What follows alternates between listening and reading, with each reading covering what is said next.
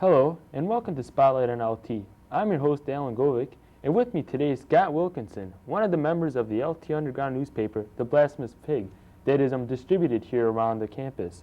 Scott has been on Pirate Radio, and I guess you can say he's the spokesperson for the paper. Today we're going to talk about the Blasphemous Pig and show you a copy of it also. Thank you, Scott, and thanks for stopping by. Hello. No problem. Got me out of college algebra, so I'm more than happy to attend. Sure. Can you tell us the purpose of the Blasphemous Pig, sort of like what it is? Well, the purpose of the paper is obviously as an entertainment value in two functions. One is that the producers of the paper, we have fun creating it, and also we're hoping that the students at LT and the other areas where we distribute it also have fun reading it, especially here because we feel that the newspapers and other media sources that LT students have access to are somewhat limited to the Lion and some other underground newspapers, and we at the Pig tend to think that our paper is the better, or rather the best, out of all those.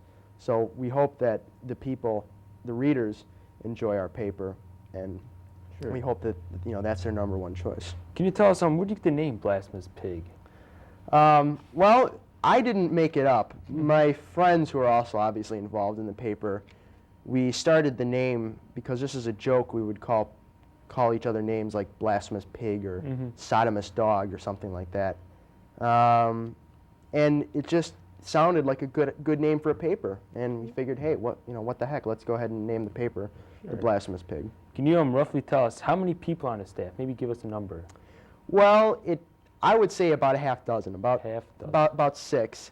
Okay. The number fluctuates because it depends on the amount of people who hand in material. So if you hand in material like an article or a poem or an essay or whatever you want written, then you're counted as a member of the staff. And if you're just like, say, an editor, say you just edit for the Blasphemous Pig, then we also include you as a member of the staff. So the number changes from issue to issue. Are they mostly guys? Mostly guys, but we do have a girl or two who does some work for us. Are all you guys seniors, or is there some underclassmen? Well, there are some seniors. I would say it's predominantly juniors and seniors, but mostly seniors. All right, now a little bit about the paper's history. Now, the other underground newspaper, the Screaming Bohemian, they sort of had permission to have a paper, but did you guys come out first, but then you guys got banned or something? Well, I'll make a long story short. All right. The Screaming Bohemian was first. At least they were first to get their paper out.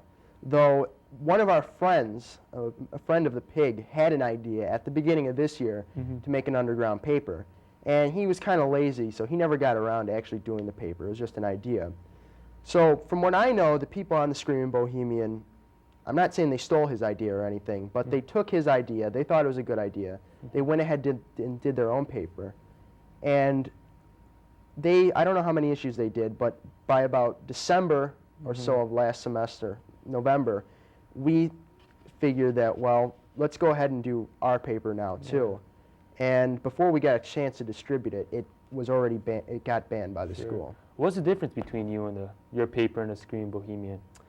Well, I think our paper is a genuine underground newspaper because it covers a variety of topics. We have interviews in it, restaurant reviews, essays, articles, a lot of other stuff. Where I think really the Screaming Bohemian is just more of sort of a literary piece. They deal with all their subject matter with dark poems and semi-serious essays, and it's just not, you can't, it's like comparing apples and oranges. Why don't we look at a paper, The Blasphemous Pig? I like the compliment on the nice format. This is very nice. Thank you. How did you get this? How's it done, sort of? We have access to a computer. One of the main editor of the paper works. He has a computer at his house, and it's a good setup. I'll say that much. Yeah. I'm not going to say the kind of computer he uses, just so I don't give away his identity. But I think the format you'll agree is probably much better than an average underground newspaper. How do you guys respond to criticism like this letter? Stock the pig or die, the bacon must fry. Well, if I could take the paper. Sure. It's all right. I just basically, we get a lot, sometimes we get a lot of support mail and we get a lot of hate mail. I just went to the post office box last Tuesday, and because we do have a post office box, Uh-huh. LaGrange Post Office. And we got about 6 letters, and it was about 50-50. Half of them were in support of the paper. The other half were basically like hate mail. And you've got to take this kind of stuff in stride. I mean, you figure we're bound to offend some people, and we're bound to offend, or we're bound to have other people agree with us. So I just tried to respond to it, respond to those kind of letters in an objective sort of way, asking, you know, what's the point of people sending in mail like that? Because it doesn't really, if they've got a criticism with the paper, then that's fine. But if they're just gonna, you know, send in stuff like that, it's just a waste of time. How do you guys get your ideas for stories and poems? I don't know. They just sort of pop in our heads, Sort of basically. just pop in your head? There's really not much organization to it. Just anytime someone wants to write something, person writes it up and submits it. Well, let's put the paper down right now. And also, this paper first appeared in North Campus, is that correct? That is true. Okay, and also, but lately it's been distributed in South, in Nazareth and Fenwick. That is true. Was it hard to get permission to distribute the schools in Nazareth and Fenwick? Well, to tell you the truth, we didn't get permission. All right. The people, I don't know what Nazareth and Fenwick's policy is on underground newspapers, but I and other members of the paper have friends who go to Nazareth and Fenwick.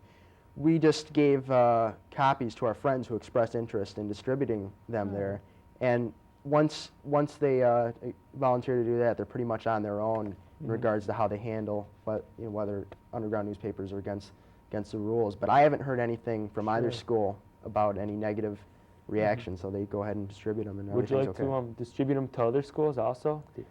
Well, there is a simple matter of our resources.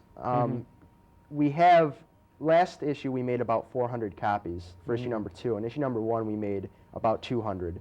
So it'd be kind of hard to, I think we're going to keep it pretty much at 4 schools, LT North, LT South. I'm counting those as 2 different schools, Nazareth and Fenwick, because we just don't have enough paper to distribute to more schools. So I think we're fine as we are. Okay, a little bit about yourself, Scott. As I said before, you're like the founder in the paper, and I'm not the founder, but I'm one of the founding members. One of the founders. Does this interest you in the future to like work in newspapers or to be a journalist? Well, journalism's always been kind of interesting, but I don't think I'd ever really become a journalist just because the format and the rules you have to follow are too restrictive for my tastes. And with an underground newspaper, you can pretty much say whatever you want and not worry about the publisher not publishing it. So I don't think journalism is really a career I'll probably go into. And lastly, a question that's been on everybody's minds. Will you ever, like in the end of the year, reveal your real names? Well, I don't know. The members and I have to talk about that. We're thinking about the 4th issue probably coming, forward with which writers we are. Now everyone knows that I'm obviously involved with the paper, but they don't know exactly which writer or writers that I am.